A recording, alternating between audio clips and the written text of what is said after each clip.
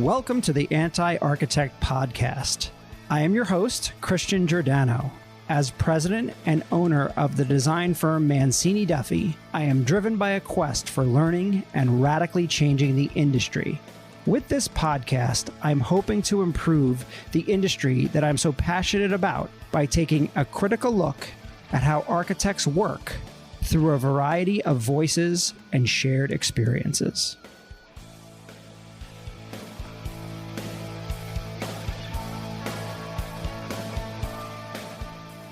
Hello, Anti-Architect Podcast listeners. I'm honored to have a longtime client and outspoken industry legend, Jim Smith from Feld Real Estate and Omnicom Companies, as my guest today in studio on the Anti-Architect Podcast. Jim Smith was one of the original employees of IA, Interior Architects, a global firm of architects, designers, strategists, and specialists way back in 1984. He has gone on to work in all aspects of the profession, from architecture to real estate to the end user. Jim has never been shy about his opinions, and in the end, that's what makes him a great client. You always know where you stand. This is also the first time I'm interviewing someone who's about to retire. By the time this airs, Jim will be on to the next phase of his life and a well-deserved time to relax. Jim, thank you for agreeing to be on my podcast. This is going to be a fun conversation. I'm not sure where it'll go. And unlike many of the guests that we've had, you don't have any digital footprint whatsoever. So the only questions I can ask are or the only sort of things that I know about you are what I know about you. So it'll be we'll see where this all goes in the end. So let's start present day. How long has your career been in the design and real estate profession? That's a good question. It depends what you want to call it, where it started and where it might end someday. But I would guess somewhere in the neighborhood now of about close to 50 years. Wow. In some form or another. And I'll give you a real quick background on that. My first job was I worked for the mayor of New Haven, Connecticut, who was a guy that was doing all the urban renewal at that time. He's actually kind of the father of urban renewal. And it was a class project. And I sent a letter to him and asked him for, I just wanted to meet him, wanted to write a term paper about him or something. So he had me in. The first question I asked him was when the hell he was ever going to finish this particular project in New Haven. And at the end of this conclusion, he said, "Are you working?" And I said, "Yeah, I work at a supermarket right now, bagging groceries." And he said, "You're going to work here." So I went to work for him at that time, and that was in city planning. So I started kind of in that realm, went off to college at that point, came back, and my first real architecture job was with a fellow by the name of Charles Moore, who was the dean of the School of Architecture at Yale at the time. And I worked for Charlie for probably 3 years, doing crazy houses and stuff. This is when postmodern and all that was kind of in. And then I moved to Boise, Idaho. We'll skip past that real quick. And came back and went to work here back in New York. And I guess this was 74, and went to work for Rockefeller Center. Oh, wow. And then eventually became the director of design and construction for the family when they owned the center. So I was kind of responsible for, 18 million square feet of office space in the building itself, in the restaurants and all that stuff. Sure. Did that for about 15 years, and then I met Dave Morning, and we started IA and built IA from 2 offices into what I call Colonel Sanders' almost franchising model. It's about 18. I do want to get into that in a little bit. So that was an interesting experience, and then David and I kind of split up. I guess that's now some 25 years ago or better, and I did some freelancing things for a number of years, and then.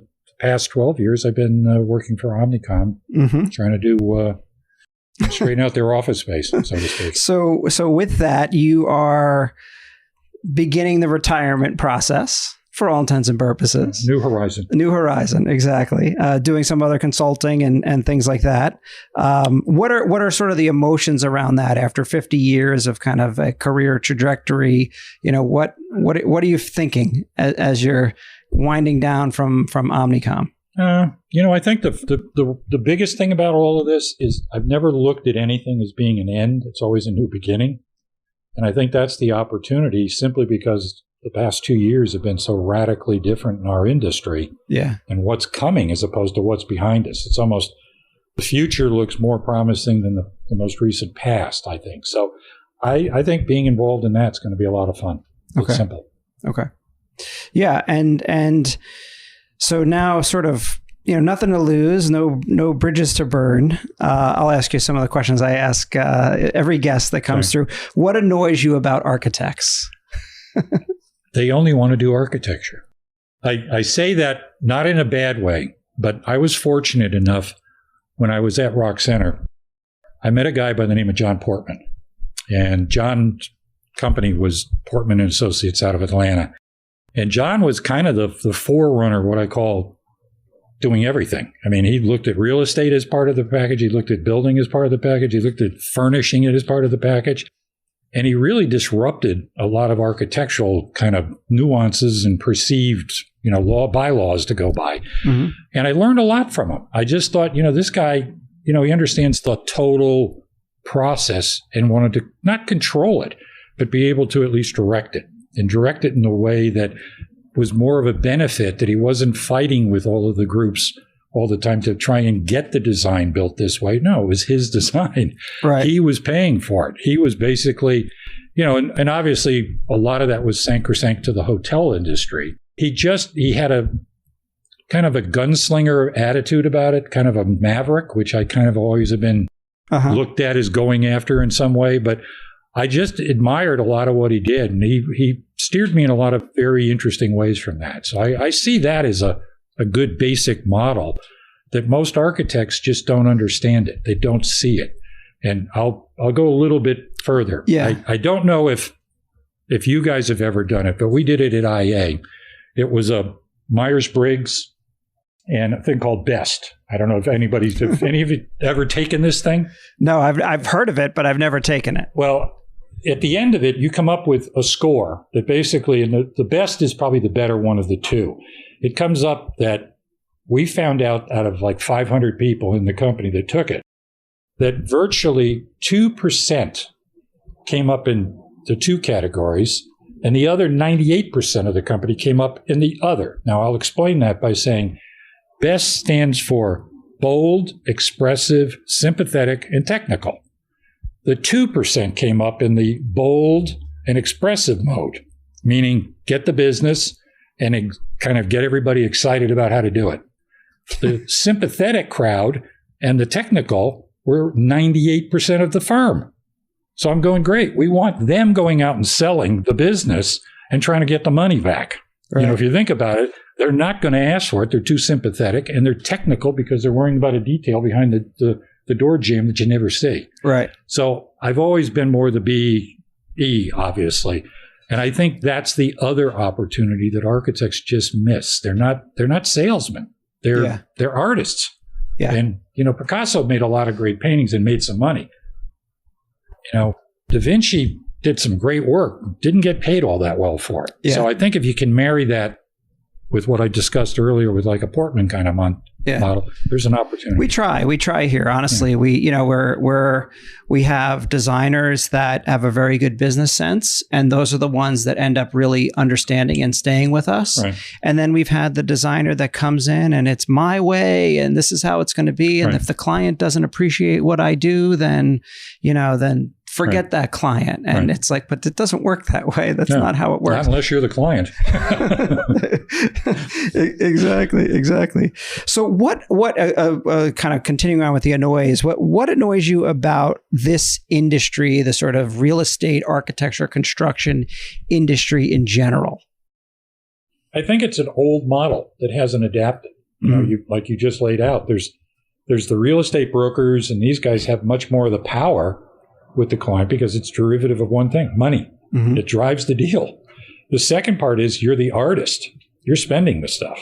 So how do you kind of start to marry some of that? And, this might be a good point to kind of deviate to a little bit, but if you can become part of the solution as opposed to being looked at as part of the problem, I think that's the balancing point that starts to become very beneficial.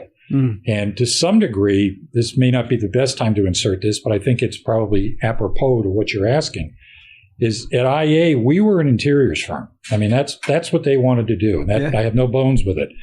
But anytime that the economy would slow down or there'd be a change in the development of things or offices wouldn't be as successful as others, there's an opportunity to make a change. And one of the things that we did to, I think, try to break that mode was go more, not facilities management, but actually go in and assist the clients. And this was in the early 90s, I guess, when everybody was outsourcing. Mm-hmm. And I saw the opportunity that you could take the brightest and the best that were good at architecture and business and form a group that could be inserted into a company's environment on a performance-based model. And I can explore that, I think, a little bit later in the conversation with you, but it really became very successful, almost to the point that that's what caused the split with David and I at IA. Really? Only because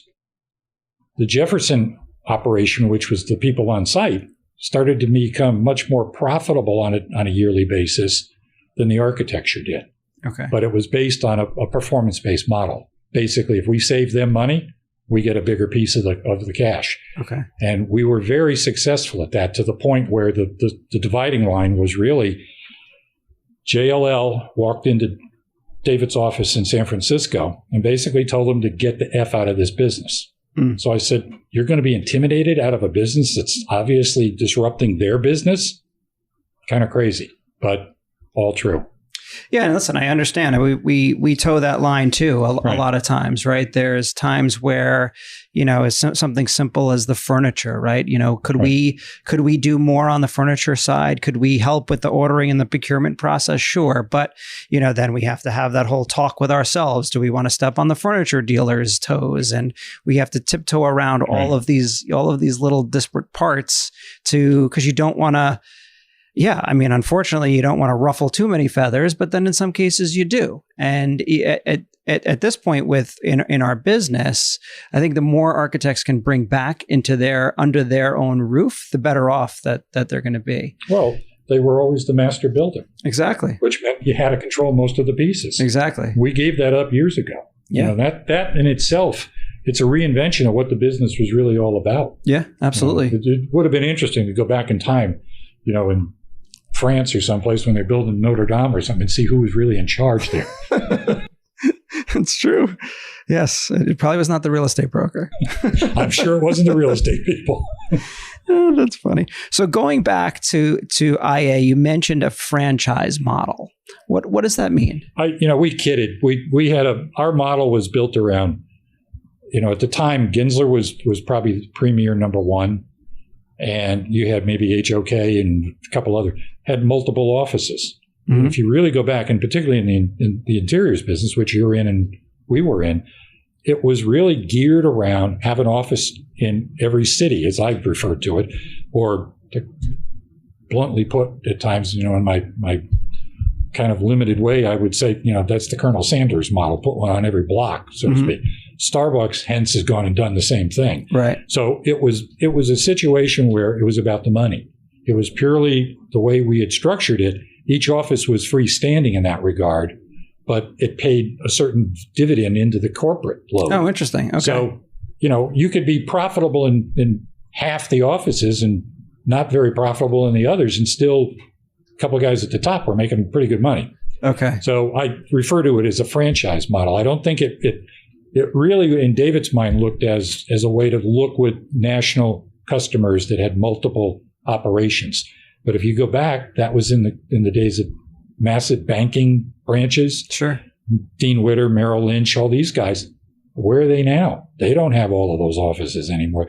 That has all gone electronic. So again, that'll lead us, I think, into some other areas where I think there's an opportunity is not CAD drawing, but looking at this whole other thing, particularly in the last 2 years, how you can do a lot of this business online or remote or some their combination. And that hasn't even been broached yet as far as an exploratory thing. Yeah. Yeah. And listen, I'm a lot like IA, right?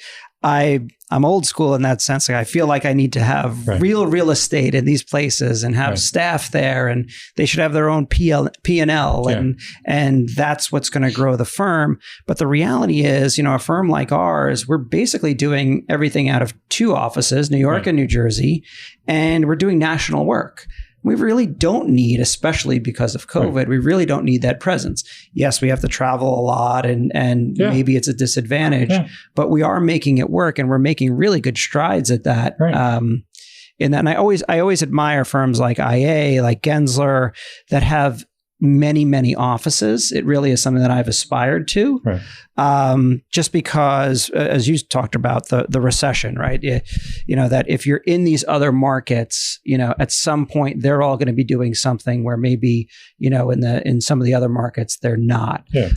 We've diversified in terms of project type to get out of only corporate interiors, specifically for that reason, because, and thank God, or the pandemic would have absolutely killed us. Well, I think if you take it, the other model that ties to that, really, Christian, is we had a discussion. As the more we were growing, it was commonly referred to between David and I and a few others, was the corporate load, because that covered us economically.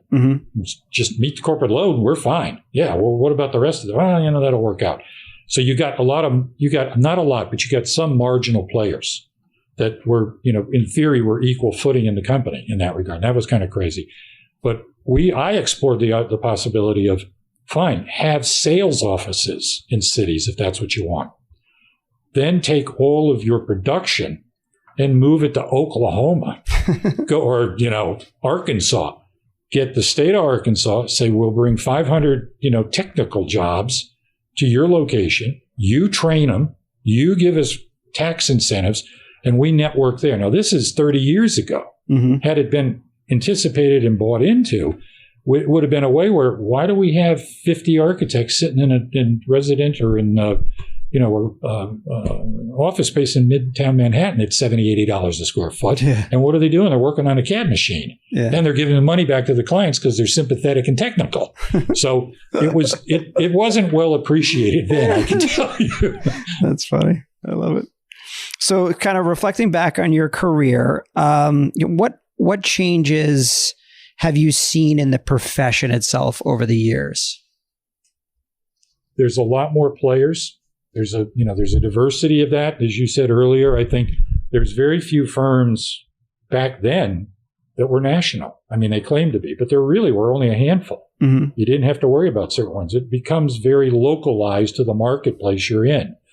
I think today the opportunity is that you can be in those locations more digitally as opposed to being there physically, which is what now customers understand, or the new customer that's becoming more ingrained.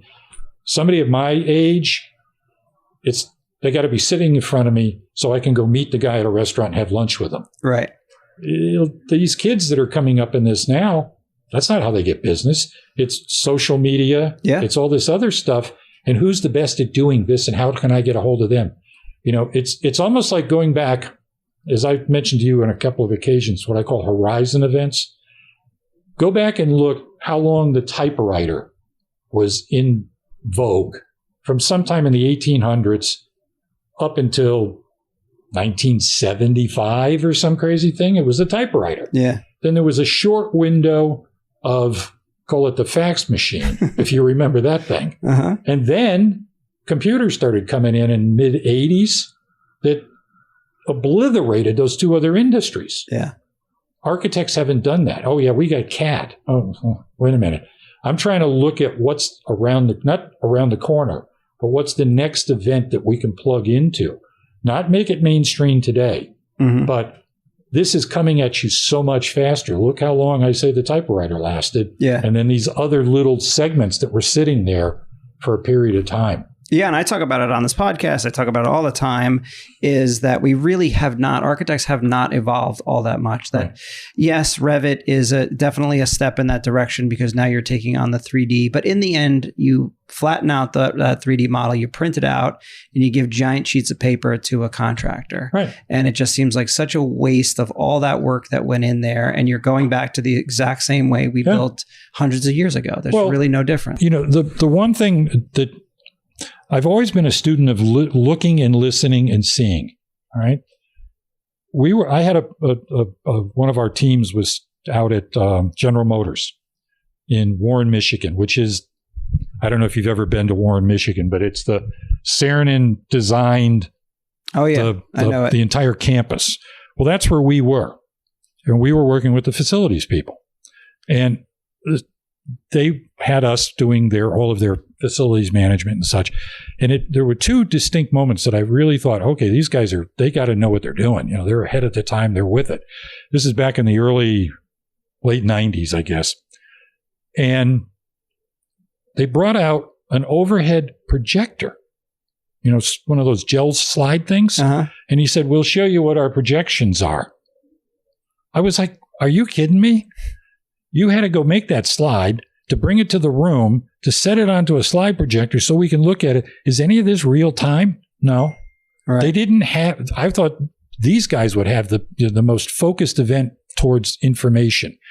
A sidebar to that, where, you know, look at technology and where it can go or how you can economize on some of this stuff. There was a fellow there in purchasing by the name of Gonzalez. He was head of purchasing at General Motors in the late 90s, early 2000s. His role was to try and reduce their costs on cars per thousand or whatever the heck it was. He did something because he explained it to me, and I thought, this is crazy. On the production line at General Motors, when you put the windshield on the car, there's two guys that do that mechanically. Then the car moves down and they put wiper blades on. Two guys do that manually. Mm-hmm. Well, he looked at it and said, you know what? I'm going back to the guy that puts the glass on the car and tell him one thing. And I said, what's that? He said, I'm going to give you all my business. You're going to get every windshield that goes on every car out of General Motors. What's the catch? The catch is you're going to replace those two guys putting the wiper blades on because you're going to do that too. So what has he done? He's cut his costs and saved himself time. Yeah.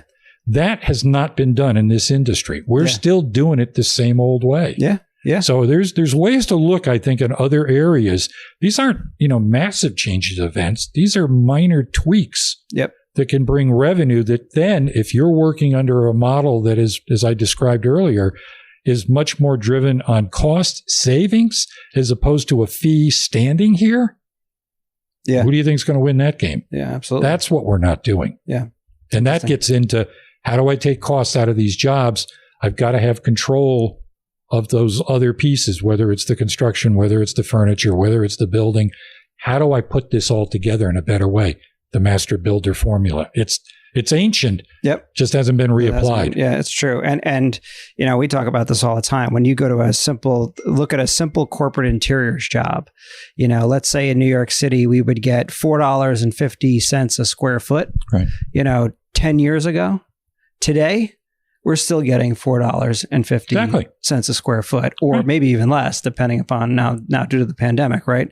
So, and something has to give, because obviously not just inflation, but everything has gone up. And that's so we need a different model along the way that's going to. Well, it's like anything. If somebody comes up with a not virtual reality, but an IA kind of thing in the regards of artificial intelligence, who's going to need the architect?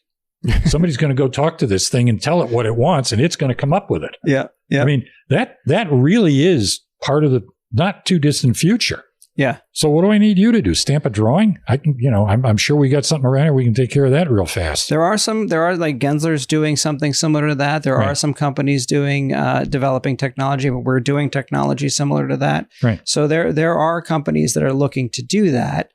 We've got to honestly, architects need to talk more together to kind of pull it all together. We all do it all on our own and pretend we all don't exist. Right. Wow. So, what warnings would you give another architect entering this profession?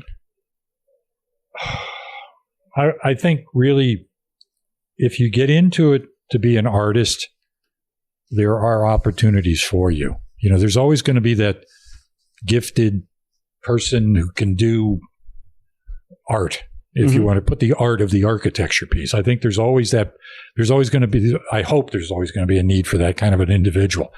I think though, but for a lot of the segmented markets that we're in, whether it's corporate office interiors, that probably had its heyday in the 60s, early 70s. Mm-hmm. Today, it's becoming much more utilitarian. Yeah. As to, if I go in an office in Milwaukee, it doesn't have the view as this has, but it looks the same as the office that I just came out of in New York. Yeah. So with the creative part of that, if it's all black this year or all blue next year or all green the year after, I don't think we're stretching ourselves with some of that. So what's our little uniquenesses that we could bring to it? I think if somebody wants to be the artist, there's always going to be the place for it. You're going to have to be a darn good artist because the competition's going to get real tough.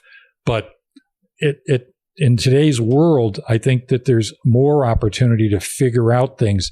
How can you get the feeling of the art at a lower cost point? And, those are going to be the real challenges. And if you can find not a lot of those people, but get a couple of them, you got a Super Bowl champ on your hands here real quick. Right. So in speaking of The Office, let's kind of talk about that and the changes since the pandemic. You working with Omnicom, Omnicom is a global company.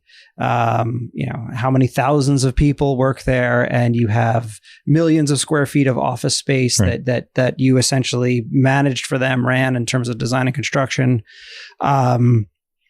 I remember we were actually in John Wren's office, who is the CEO of Omnicom, the day before New York City was shutting down. Right. We were doing a final materials presentation to him. Right. And it was like the next day everyone was going virtual. I don't think John really gave a crap about the final colors of his carpet or anything at that point. I think he was more like, what are we going to do here? How's this going to all work? I got thousands of people. I got to somehow figure out how to get to work from home in the next 24 hours. But somehow we all managed to do it, right? Whether there were hiccups along the way. I mean, we did it. Everyone did it, right? Corporate America did that. So how has that affected our I don't business? know if there's a real, not final answer to that yet, because I think it's been evolving.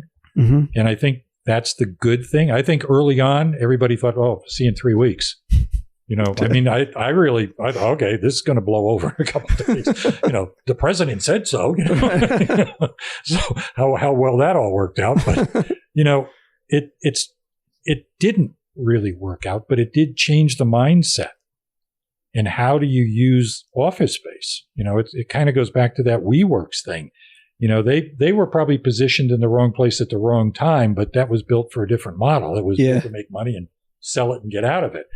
I really think that the opportunity that came out of that goes to the real, how do you start to integrate more of this technology pieces to, I can be in my car and be in the office. Yeah. I could be on the beach. Everybody, socially, it's been difficult to get that there. But you're dealing with a workforce today that the guys of my age and maybe a little younger, they want to see the guy in the office. Yeah. And you know what? We wouldn't be making the money, or Omnicom wouldn't be making the money they were making if that was the philosophy, because nobody would have gone in. Yeah. So everybody adapted to it very quickly. That's also the challenge of what we do. How do we adapt to it? How do we make that experience still part of the experience? And I think a lot of that's going to go more virtual than it is really tables and chairs and desks and furniture. Yeah.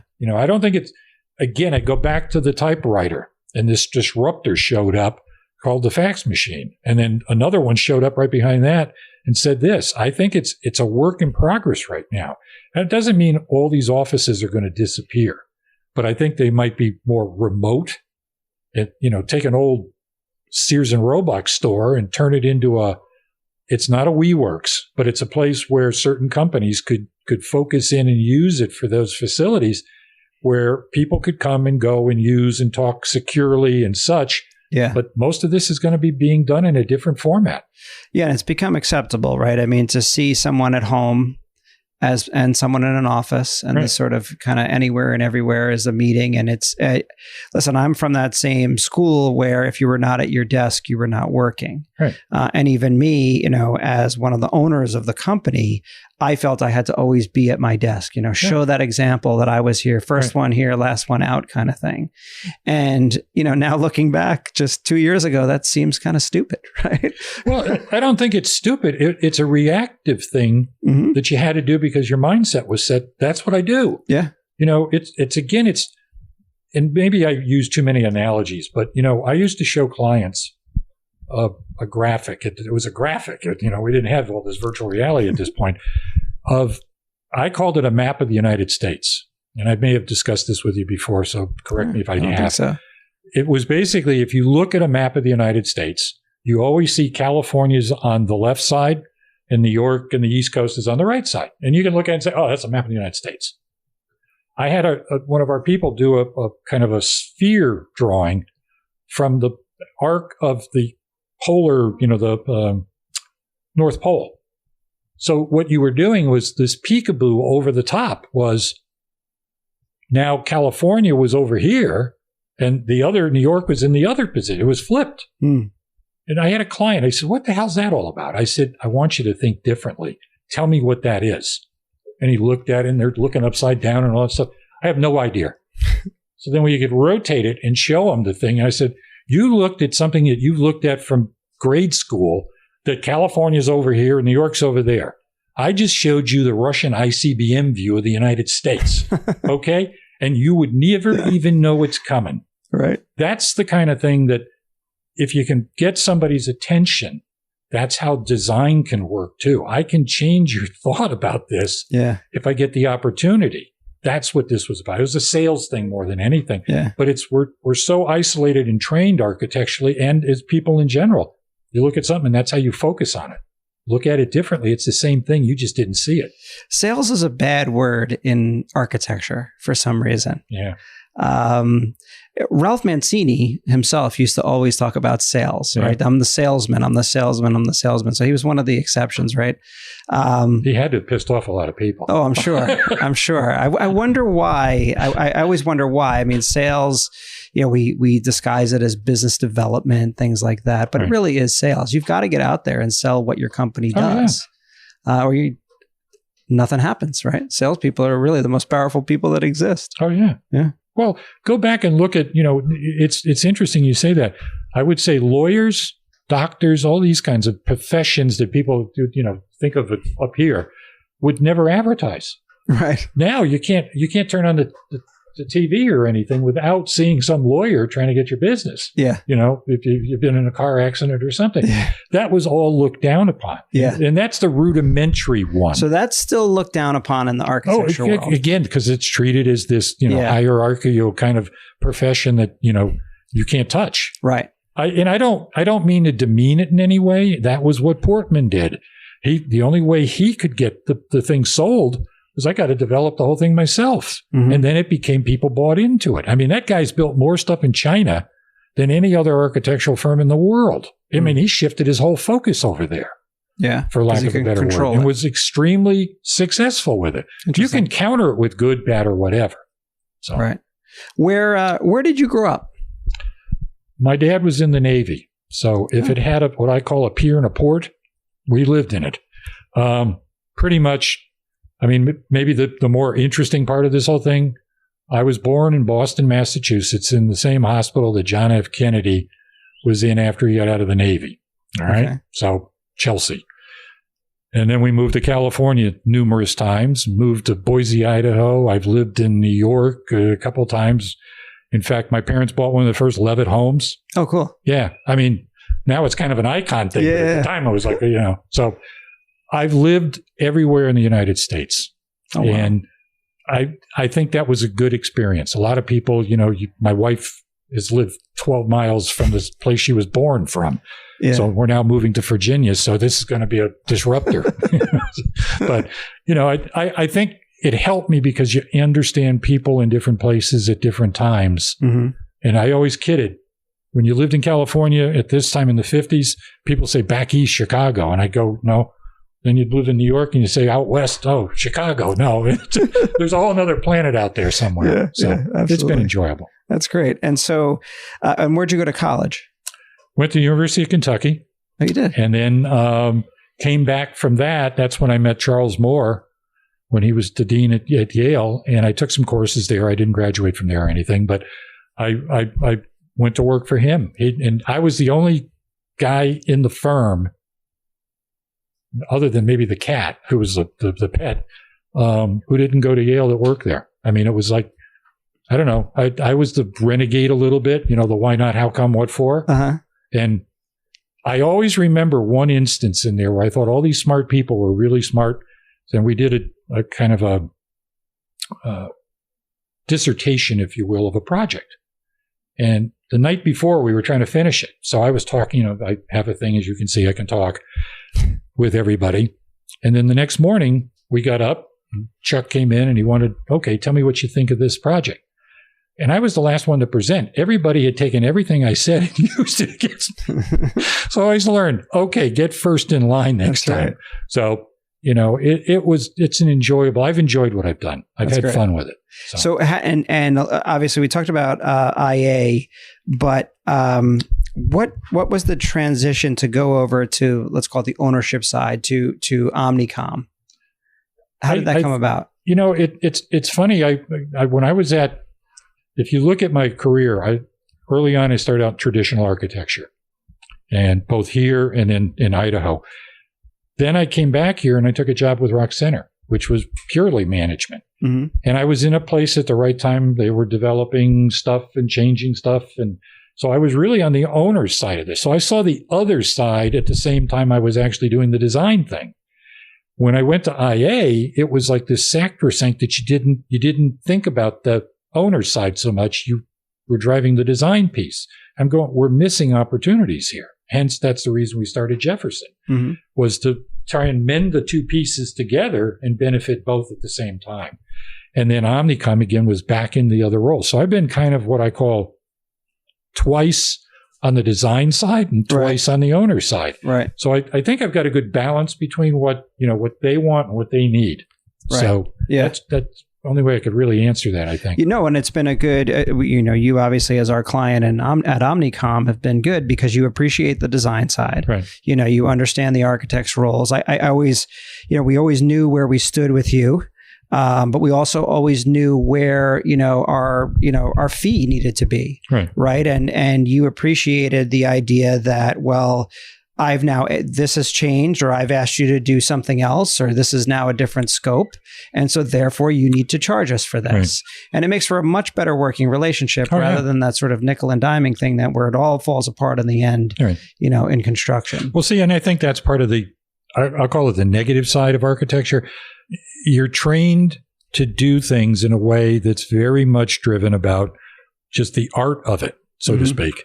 Not looking at some of the practical sides of it. And it still exists today. I mean, I've run into a lot of these kids that, no, wait a minute. Like I say, look at the map. Are you looking at it right? Because if you turn it over, it's a different map, but it's the same thing. Listen, it's hard. It's hard to ask a client, for additional money. Yeah. I'm the first one to admit it. I've trained myself to be able to do it because we have to. It's a business, and we deserve to get compensated for the things that we're doing and the hours that we're putting in.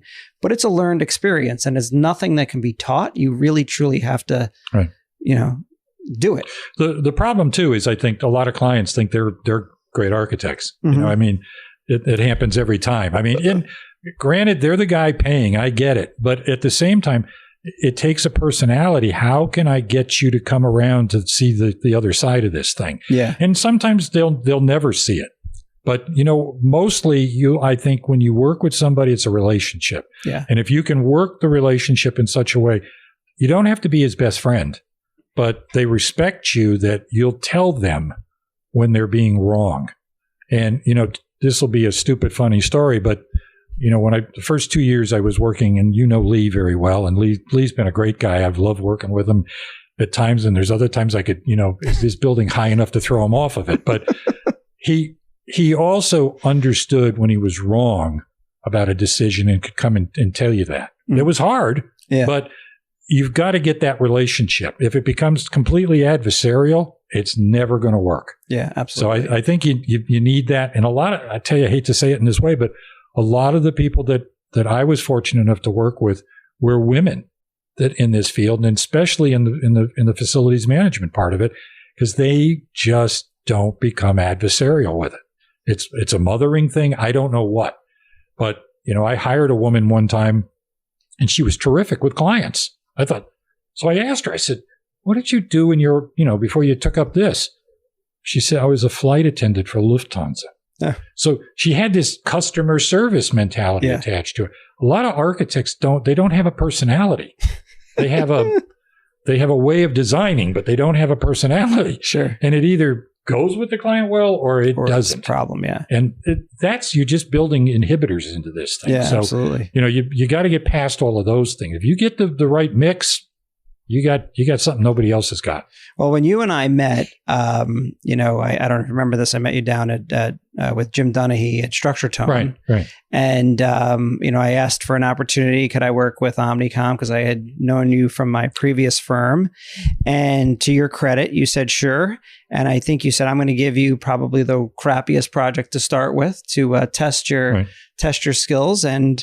And that's what we did. We started with a crappy project, and then we kind of upgraded from there. And then before you know it, we've been doing, amazing all the way to the headquarters project, right? Well, which has been, but I like that model of kind of testing us out. I actually wish more clients would do that and say, hey, here's a little thing, try it. Maybe if we work together, let's do something else together. Right. Rather than this sort of big dog and pony show to do the one major thing, right? Well, you can always, I don't know, sometimes architects just don't get it. And I'll give you a real stupid story that didn't get it. IA, in our day of opening offices worldwide at the time, we decided to open an office in Seattle after we had gotten the Microsoft account with the Jefferson thing, which was people on site. And the whole thing was to obviously save them money, but also ring in the other pieces of our businesses. We found out about a company. Somebody said, you got to go talk to these guys. They're busier than hell. I said, okay. So David and I went over there, met this guy. It's up on kind of a crappy building downtown Seattle. So we went in, sat down. They had terrible furniture and everything else. I asked the girl, the receptionist, I said, what do you guys do? What do you sell, or what's your product? She says, oh, we do books online. I said, what? We sell books online. I said, oh, okay. David, and I don't know, it just didn't gel out with this particular client. It was a forced meeting. You could feel this isn't going good. We left. Many years later, do you know who that company was? Amazon. Amazon.com. Yeah. And strangely enough, my daughter has just taken a job in Washington, 100% remote. So Amazon. That's the reason we're moving to Virginia now, because the baby doesn't seem to have to see grandma all the time. Is she got a job with Amazon? So it's amazing how a 30-year cycle of something came around in a completely different way. But I would have never guessed that sitting in that reception area 30 years ago. Right. What would have made you select, one architect over the other in Omnicom, or at any point?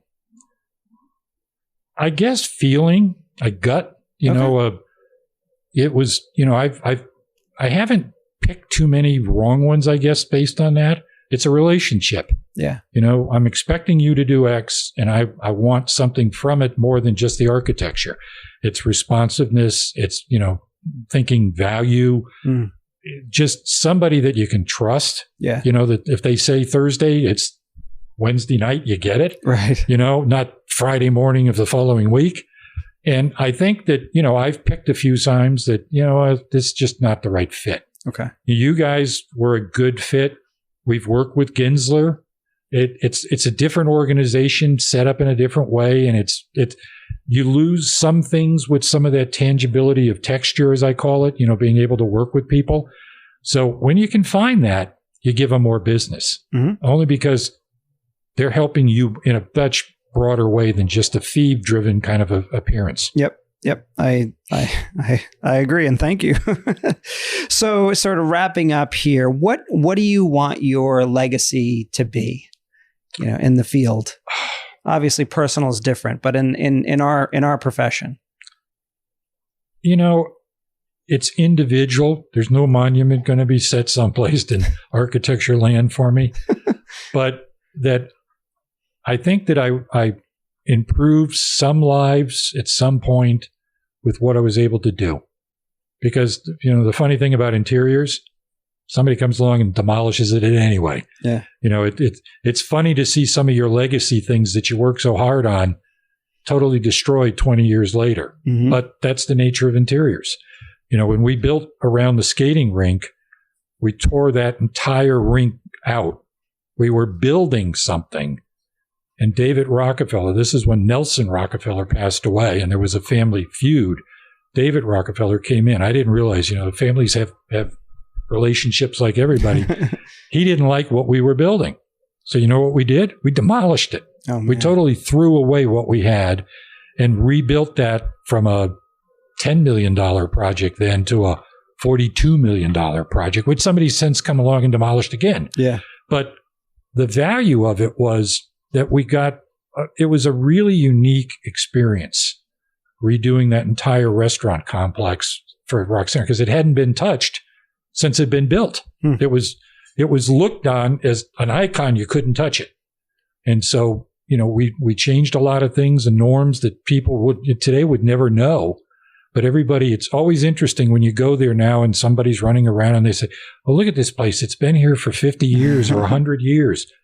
If that's in your mind, that's what you thought, then I've succeeded. Yep. So if there's a thing there that some of it lasts and people appreciate it, that's really what it's about. That's great. I love it. So thank you so much for being pleasure. the guest here on the Anti-Architect podcast and sharing your stories, and especially for all your support over the last 10 years. Been my pleasure. Look forward to many more years in some form. Absolutely. Good. Thanks.